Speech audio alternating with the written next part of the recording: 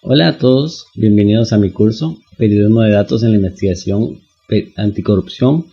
Mi nombre es Rigoberto Carvajal, soy científico de datos, llevo 10 años de trabajar en el mundo del periodismo, pero no siempre fue así. Soy ingeniero en computación, luego saqué una maestría en tecnologías de bases de datos y también un programa de Big Data y análisis de datos.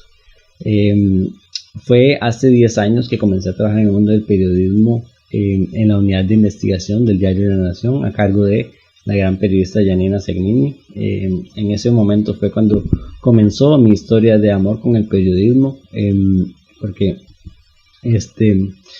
comencé a utilizar mis habilidades y mis experiencias para descubrir noticias que descubrían corrupción, descubrían problemas sociales y eso hizo que fuera muy gratificante este trabajo y desde entonces pues he estado en este mundo.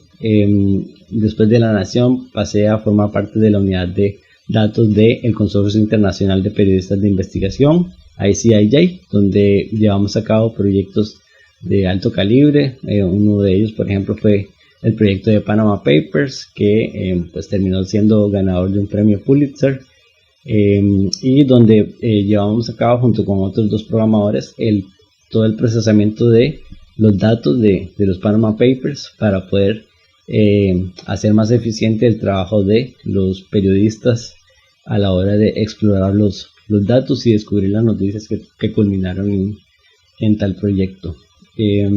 Ahora llevo un año de estar trabajando con el Centro Latinoamericano de Investigación Periodística, o también conocido como CLIP, y pues estamos desarrollando proyectos igual de investigación en el área, pues ahí soy arquitecto de datos y estamos desarrollando no solo los proyectos de investigación, sino también otros desarrollos de software que ya conocerán más adelante.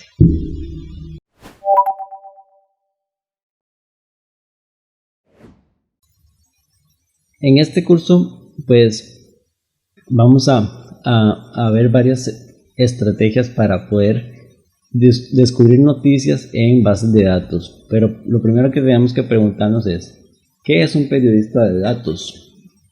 Bueno, pues un periodista de datos es simplemente, un periodista que tiene las habilidades de entrevistar a una fuente donde la fuente es precisamente una base de datos. Entonces, para eso el periodista tiene que conocer el lenguaje para poder comunicarse con esa base de datos, para poder hacer las preguntas y conseguir las respuestas que anda buscando. Pues los datos yo los veo como una representación del mundo, y entonces en la unidad de investigación nosotros comenzamos a recolectar muchos datos públicos y comenzamos no solo a recolectarlos y a mantenerlos por separado, sino los comenzamos a integrar, a hacer que se conectaran, que se hablaran entre ellos todos, y así tener ese mini mundo en nuestras computadoras, donde muy eficientemente se descubrían conexiones y en cuestión de minutos uno podía conseguir muchísima información que, de no ser así, hubiera requerido visitar varias instituciones, pedir los datos, consumiría muchísimo tiempo. Entonces, con una recolección de datos y una consolidación de esos datos, se puede conseguir grandes cosas. No es tan fácil como parece, y ya voy a ahondar más en ese tema.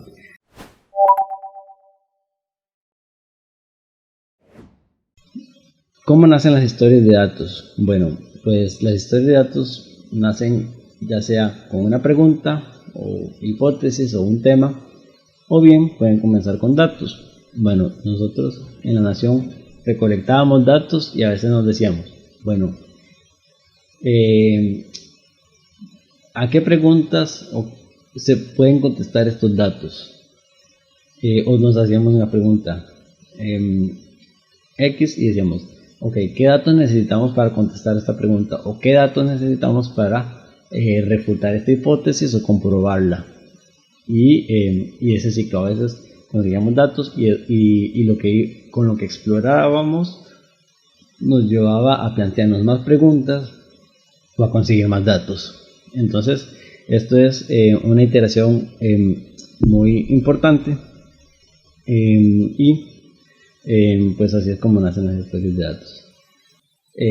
Pero hay otro ciclo muy importante en el desarrollo de proyectos de datos con estas 5 etapas que son recolección, preparación, análisis, reporteo y visualización. Muy importantes cada una de ellas y no podemos saltarnos ninguna.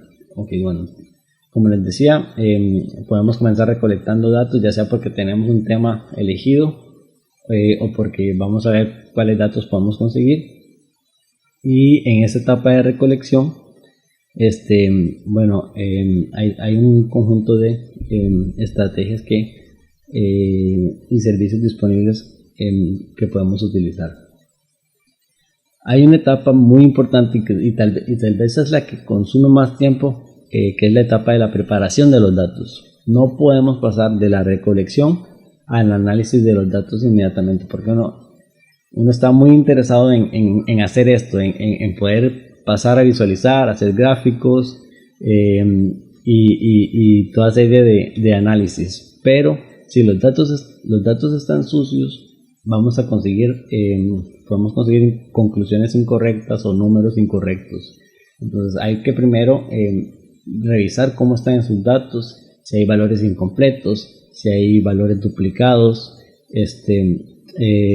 cómo están los estándares de los datos. A veces hay diferentes formatos para un mismo valor y por eso hay que pasar por esa etapa de preparación donde vamos a limpiar los datos, prepararlos para poder analizarlos.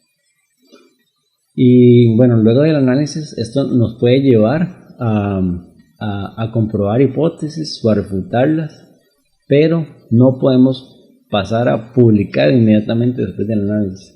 Como periodistas saben lo importante que es el reporteo y por más especializados que estén en datos, no se queden simplemente con las conclusiones después de un análisis de datos, porque a veces cuando uno va a revisar esos datos a la calle en el reporteo, se puede encontrar cosas que explican problemas aún mayores que lo que estábamos viendo con el análisis de los datos. Entonces este es un paso que no podemos saltarnos, pero ya después de haber comprobado no solo con los datos sino con el reporteo la hipótesis o el tema que estuviéramos investigando, ya podemos pasar a hacer una etapa de visualización donde podamos pues servir los datos de una manera amistosa y fácil de comprender para el público en general.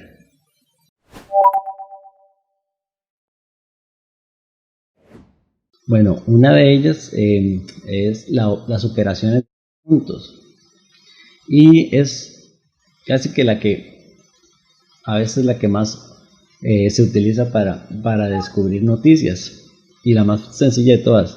Consiste tengo un conjunto de elementos, el conjunto A, y tengo otro conjunto de elementos, el conjunto B, y resulta que en teoría no debería haber elementos del conjunto A en el conjunto B. Y entonces a veces se descubren noticias porque sí hay elementos, sí hay elementos del conjunto A en el conjunto B. Un ejemplo de este tipo de estrategia fue para unas elecciones de candidatos a la alcaldía, donde conseguimos no solo la base de datos de candidatos a alcaldes, sino que también teníamos otro conjunto de bases de datos que tenían sanciones, deudas con el Estado, sentencias penales y otras más Y entonces comenzamos a cruzar la base de datos de candidatos con todos esos conjuntos de datos y descubrimos intersecciones increíbles. Y de hecho llegamos a descubrir que habían 156 candidatos que tenían sanciones previas y deudas con el Estado, que habían 27 candidatos que tenían sanciones que incluso no podían ocupar cargos públicos, y ahí estaban como candidatos a alcaldía. Y también descubrimos 5 candidatos que habían sido condenados por fraude o secuestro y robo. Entonces, bueno, pues esta es una operación muy fácil de utilizar y nos permite descubrir noticias. La otra estrategia consiste en comparación de valores. Y por ejemplo, cuando nosotros tenemos un conjunto de elementos con cierto valor y otro conjunto de elementos o de los mismos elementos, y en teoría deberían tener el mismo valor o casi el mismo, pero a la hora de que los juntamos y los comparamos, hay diferencias que hacen descubrir noticias. Pongo como por ejemplo el caso de una noticia donde nosotros comparamos el valor de las propiedades de ministros y el valor de mercado de las propiedades, o sea, el monto con el que declaran y pagan sus impuestos, y el monto con que ya sea alquilan bienes o con lo que o con el precio real que deberían tener las propiedades. Existen bases de datos como esas, y nosotros hicimos esta comparación para varios ministros y descubrimos diferencias enormes. Tanto así que después de haber consultado con cada uno de ellos esas diferencias, se tuvo que titular: ministros corrieron a corregir el monto de fincas subvaloradas, porque sí, se fueron a cambiar el monto declarado. Pero también hubo otra serie de noticias donde comparamos también el monto con los que algunos personajes alquilan al propio Estado sus bienes y tienen otro monto con el que pagan los impuestos. Entonces, esto es de muchísimo interés público y simplemente con una estrategia como esta se logró demostrar. La tercera estrategia es la entrevista a profundidad, y en esta consiste en comenzar a visualizar todo el bosque y después comenzar a detectar algunas áreas, ir profundizando, ir como dividiendo de lo más agregado a lo más detallado, para descubrir el árbol o el tipo de árbol de interés, llegar hasta ese nivel de detalle, pero hay que ir profundizando, o sea, de lo más amplio a lo más detallado. Ahora les voy a mostrar algunas visualizaciones donde aplicamos esta estrategia, y dentro de esas hay una cuarta estrategia que también puede servir para esto, que es la detección de anomalías o la detección de patrones. A veces hay noticias en los casos atípicos, o también hay noticias más bien en el comportamiento normal o en la tendencia o en el patrón. Entonces tenemos que poner mucha atención y utilizar visualizaciones especiales que nos sirvan para detectar esos comportamientos atípicos que se salen de lo normal, o más bien para descubrir cuál es la normalidad. A veces también hay noticia en el patrón, en la tendencia, y tenemos que afinar la vista y descubrir cuáles visualizaciones nos pueden servir para esto.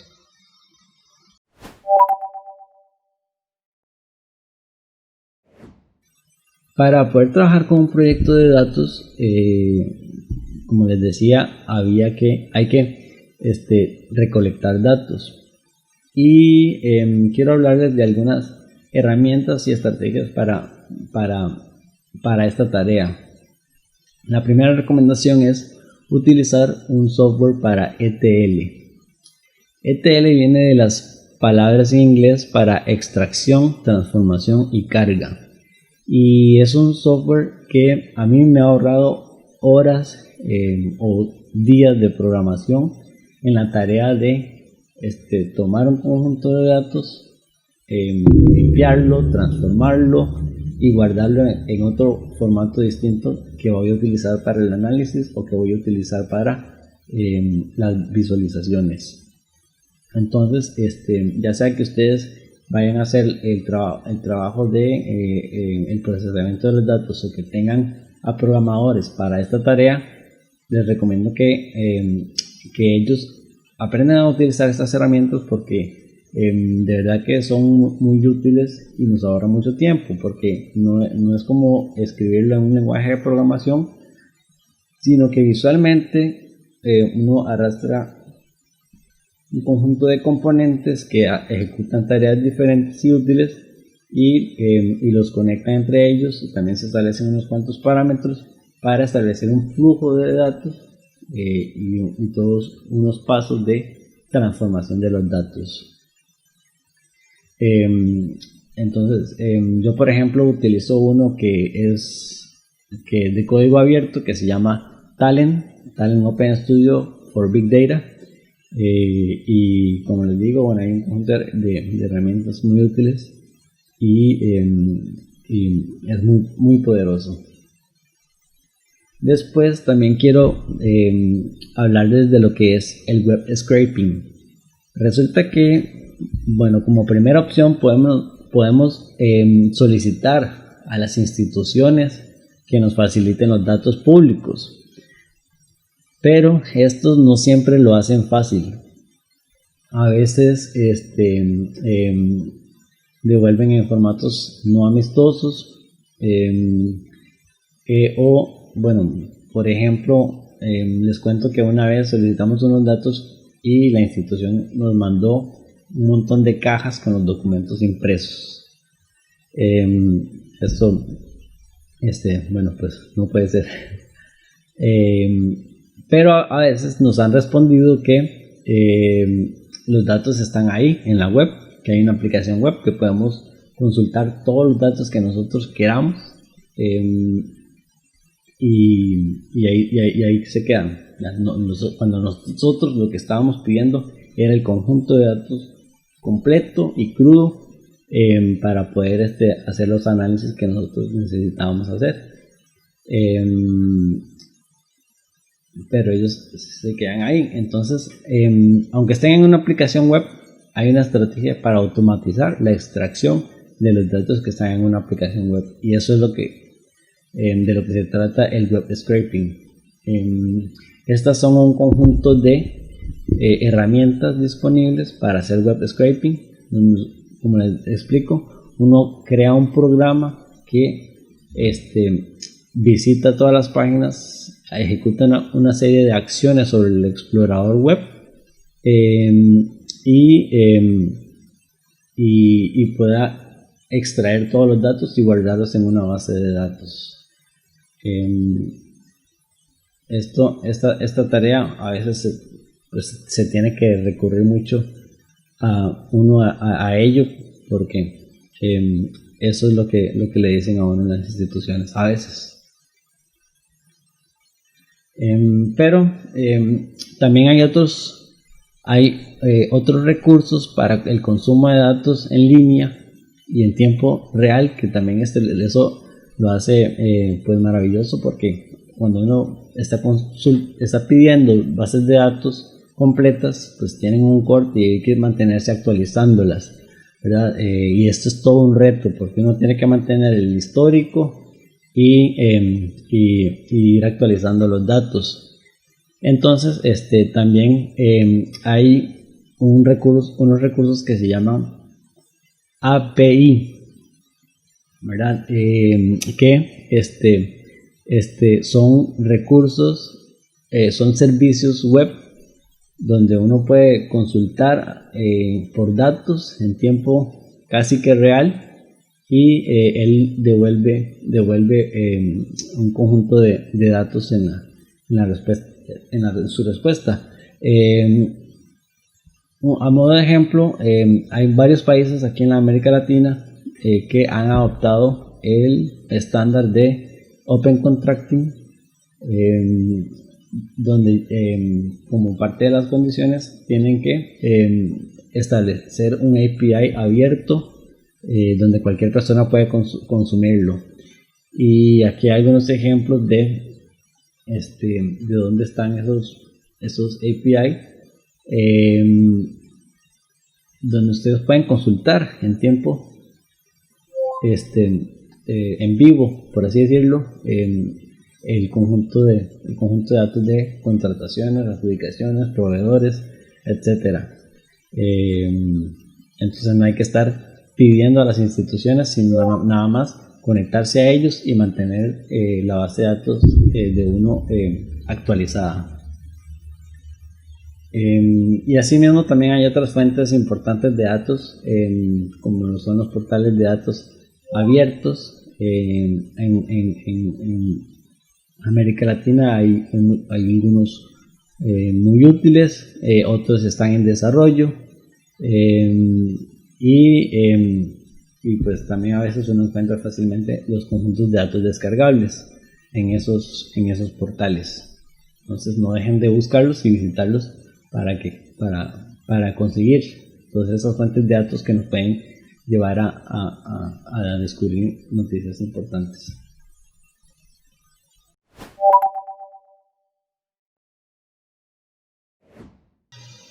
Una vez que ya hemos recolectado y preparado los datos, podemos utilizar herramientas de visualización para llevar a cabo análisis exploratorios y poder ir, como les decía, visualizar todo el árbol y ir detectando las áreas, las secciones y los árboles de interés para descubrir noticias.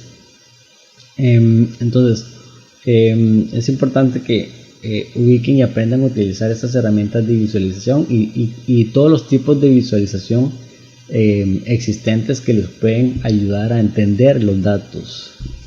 Una herramienta que utilizamos mucho es Tableau, porque hace fácil el desarrollo de gráficas, de visualizaciones para entender los datos. Entonces voy a mostrarles una serie de visualizaciones que fueron desarrolladas con esta herramienta utilizando un conjunto de datos de ejecución presupuestaria de aquí de Costa Rica, y vamos a ir profundizando, como les decía, del bosque al árbol.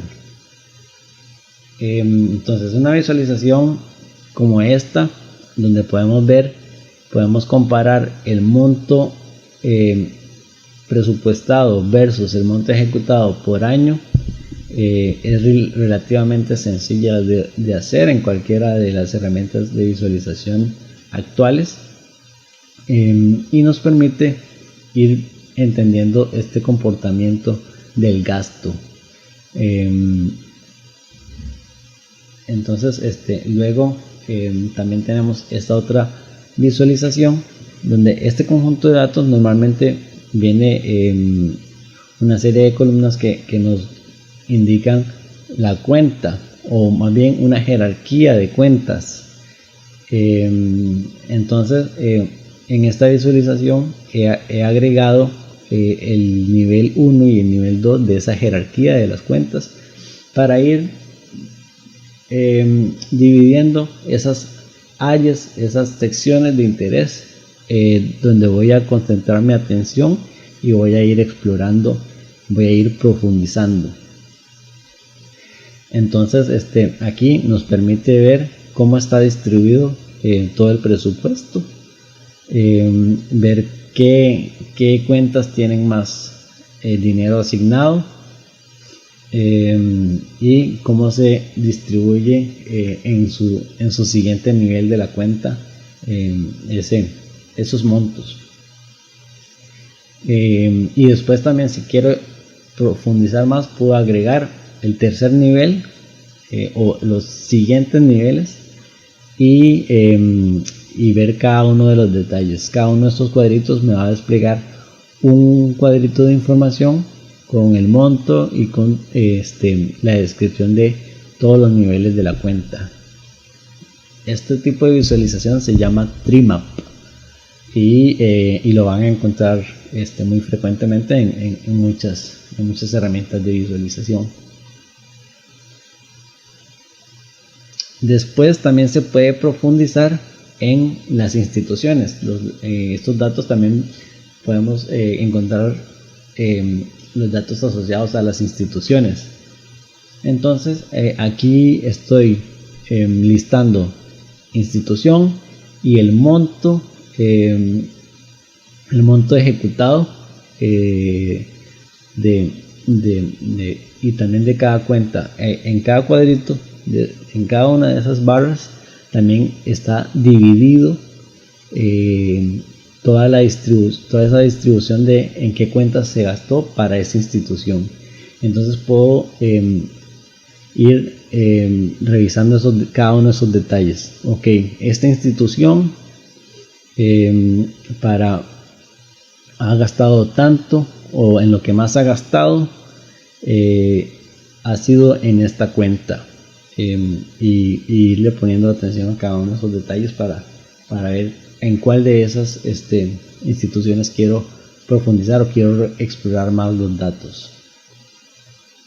Entonces digamos que me llamó la atención la Municipalidad de San José porque vi un gasto interesante. Entonces puedo filtrar los datos, puedo hacer un trimap para ver cómo está distribuido el gasto para esa institución específica.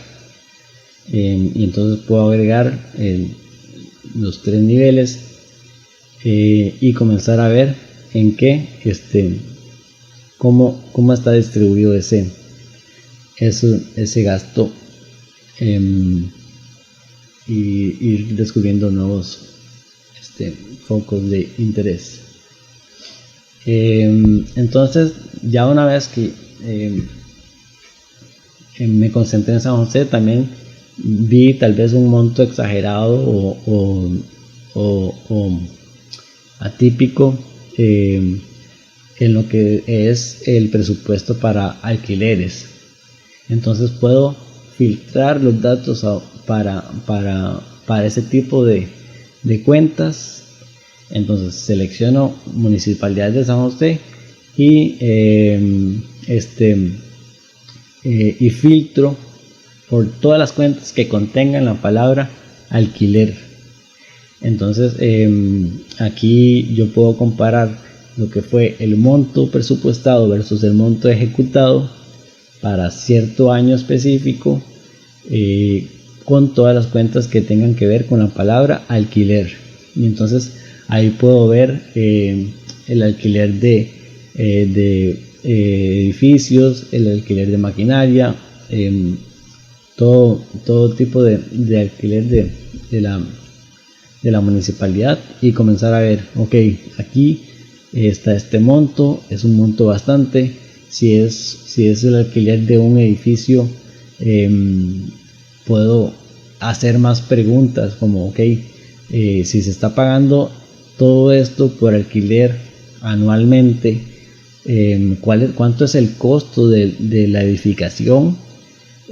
¿Cuánto sería el costo de construirla?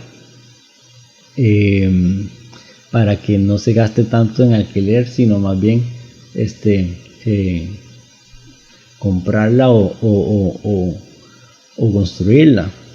En eso ya se han descubierto muchos casos de corrupción en lo que es alquileres de bienes. Entonces es un tema que les recomiendo explorar si consiguen un conjunto de datos como este y poder hacer esas comparaciones y esa profundización. Hay un valor que uno puede calcular utilizando estas herramientas de visualización o utilizando cualquier base de datos, y uno puede tomar el monto ejecutado y el monto presupuestado y generar una variable calculada que sea la representación del porcentaje de ejecución. Entonces, si yo ya calculo el porcentaje de lo ejecutado versus lo presupuestado, ahí puedo conseguir información valiosa. Entonces, si yo tengo filtrado todas las cuentas de alquiler y comparo ese porcentaje de ejecución, e incluso por año, yo puedo tener una visualización como esta, donde yo observo claramente, ok, en el 2007 casi se llega a un porcentaje de ejecución del 85%, pero resulta que en el 2011 casi llega al 30%. Entonces, ir haciendo estas visualizaciones y generar más preguntas y tratar de contestarlas, y si uno no tiene las respuestas, pues tratar de conseguir más datos o tratar de conseguir las personas que podrían ayudar a contestarnos, y pues así comenzar a observar los casos, los picos y los valles. Okay, ¿por qué este monto tan elevado para esta fecha, para este monto? ¿O por qué este porcentaje tan bajo para este conjunto de años, ¿verdad? A veces uno encuentra alguna frecuencia o alguna estacionalidad, como que uno diga, resulta que cada 4 años el porcentaje de ejecución con respecto a cierta cuenta, el porcentaje se eleva, y los otros años siguen bajos o normales. Entonces hay que también hacer ese análisis de estacionalidad, donde uno diga, ok, cada 2 años este monto llega al 100%, pero los otros años no, así. Ese tipo de observaciones también nos pueden llegar a noticias, nos pueden hacer llegar a noticias. Cuando tenemos un conjunto de datos como este, pues el porcentaje de ejecución es importante, así como también el monto de la diferencia de lo ejecutado versus lo presupuestado, porque si solo tenemos la variable de porcentaje de ejecución, bueno, pues podríamos estar hablando de que para una cuenta específica en un año específico se llegó a el 300% en cuanto al porcentaje de ejecución, pero estamos hablando de un monto de $2,000, qué sé yo. No es lo mismo que tener un porcentaje de ejecución del 300%, pero estar hablando de $2 millones. Entonces también podemos generar una visualización donde podamos observar estas dos variables, y así filtrar mejor esos árboles o esos conjuntos de árboles de interés que nos pueden llevar a noticias de interés público. La siguiente visualización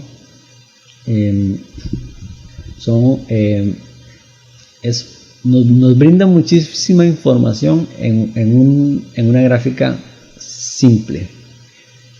Por un lado tenemos la dimensión del tiempo, el año, y en la otra dimensión tenemos como el rango de los porcentajes de ejecución. Y si pasamos el cursor por cada una de esas columnas, ahí van a estar todas las cuentas en la posición del porcentaje de ejecución que corresponda. Y entonces podemos ver cuáles conjuntos de cuentas tienen menos del 20% de ejecución, cuáles sí han llegado al 100% o aún más allá, cuáles se han pasado hasta del 200% de ejecución. Y podemos concentrarnos también en una cuenta específica, que yo marque con un color específico una cuenta y poder observar cómo ha variado con respecto al año. Este año estuvo en 70%, el otro año estuvo en casi 90%, el otro año estuvo en 30%. ¿Y por qué pasan estas cosas? ¿Y por qué en un año la mayoría de las cuentas ejecutó entre el 0 y el 5% de lo presupuestado? ¿Y por qué el otro año sí la mayoría de las cuentas sí ejecutaron la mayoría del monto presupuestado? Entonces, esta visualización, como les digo, es sencilla y nos brinda muchísima información y nos puede hacer llegar a esos árboles que nos pueden se nos puede convertir en noticias. En eso consiste el poder entrevistar las bases de datos para poder contestar que los datos nos contesten preguntas, pero para eso hay que saber hacer las preguntas adecuadas y hay que conocer el lenguaje, comunicarnos con los datos, ya sea a través de la visualización correcta o el lenguaje de programación que tenemos que conocer para poder comunicarnos con los datos. Y en cuanto a este tema de ejecución de presupuesto, hay varios temas que hay que inspeccionar con lupa. Entonces, las cuentas de alquileres, los salarios, incentivos salariales, construcciones, maquinaria, vías de comunicación, publicidad y propaganda, alimentos y bebidas, gastos de representación institucional, amortización de préstamos, todos esos son temas que tiene que explorar siempre, porque ahí hay oportunidades de corrupción. Así hay otros temas también, pero con sus datos ustedes van a explorar y van a descubrir esos temas, van a descubrir esos árboles.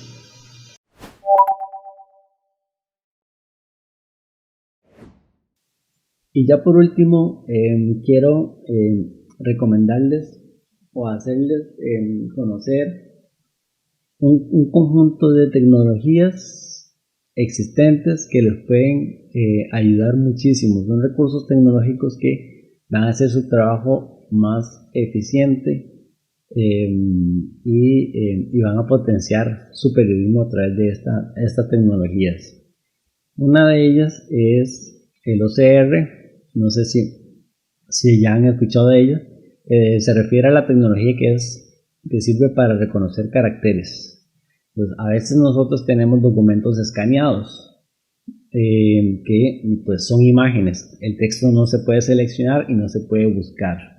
Entonces, para eso existe software que ejecuta el reconocimiento óptico de caracteres y puede convertir ese documento escaneado en documento con texto real, texto que se puede seleccionar, que puede copiar, pegar y buscar sobre él.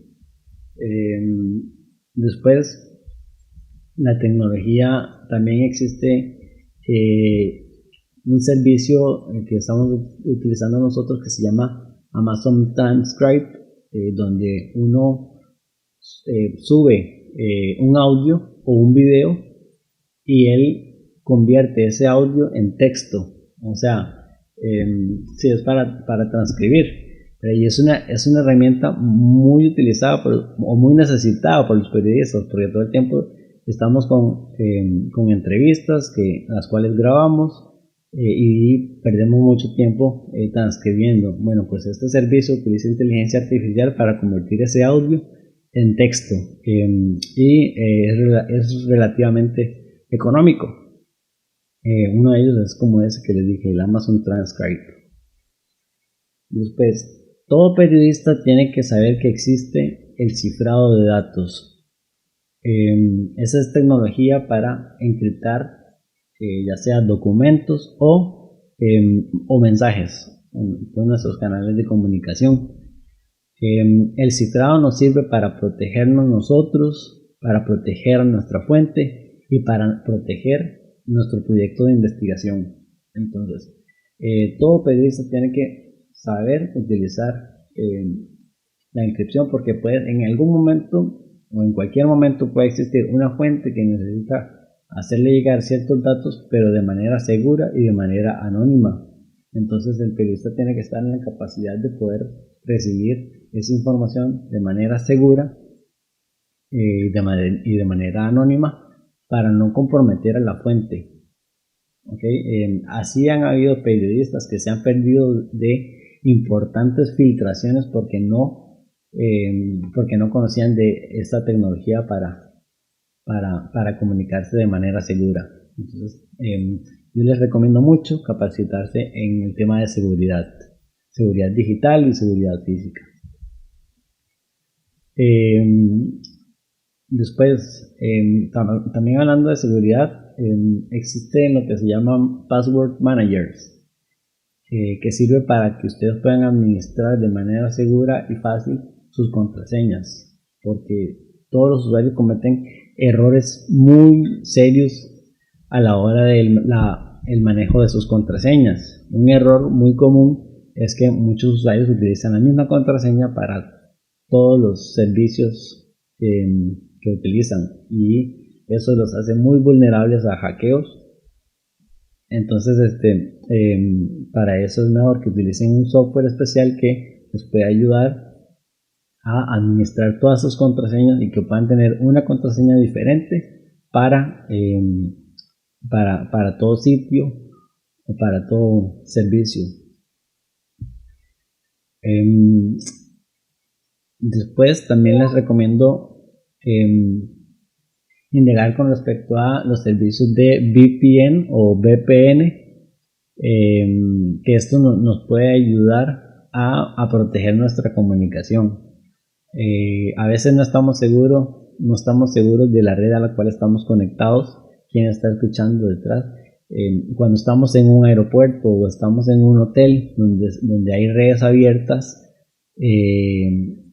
son muy inseguras. Entonces cualquier otra persona puede estar viendo lo que usted está visitando, o hasta lo que usted está enviando a través de la red, bueno, pues eso nos pone igual en una situación vulnerable. Entonces existen servicios de VPN que no solo nos va a ayudar a encriptar la comunicación aunque estemos en una red segura, sino que también nos puede ayudar a simular que estamos en otro lugar. O sea, puede ser que me encuentre en cierto país, pero yo puedo hacer que mi tráfico parezca que yo estoy qué sé yo, en México. Después también está el servicio Tor. El servicio Tor nos puede ayudar en el tema de hacer que nuestro tráfico sea anónimo. No solo también va a encriptar nuestro canal de comunicación, sino que también va a ser muy difícil que traqueen, o casi imposible que traqueen nuestra verdadera ubicación o nuestra identidad. Entonces, en sitios donde no es fácil mantenerse anónimo y es muy importante poder conocer de esta tecnología, que además no hay que pagar por ella. Entonces, por ahí está. Y así como estos, hay muchísimos recursos tecnológicos disponibles que pueden potenciar nuestro periodismo. Así que yo les encomiendo en poder que se capaciten mucho, que aprendan mucho de toda esta tecnología. La tecnología nos va a ayudar a hacer nuestro trabajo más eficiente. No digo que mejor, porque ya ustedes son periodistas y como tales saben hacer un trabajo de periodismo de calidad, pero sí la tecnología va a hacer que nuestro trabajo sea más rápido, poder procesar más datos, poder ahorrarnos muchísimo tiempo y también protegernos, ¿ok? Entonces yo les aconsejo mucho no resistirse a la tecnología y comenzar a explorar cada una de estas herramientas. También les recomiendo que como periodistas no se vean obligados a tener que saber de todo. Es muy importante que aprendamos a trabajar en equipos multidisciplinarios, donde cada quien haga pues lo mejor que cada quien sabe hacer. Yo como ingeniero en computación comencé a trabajar en una unidad de investigación entre un montón de periodistas y pues ahí se llegó a dar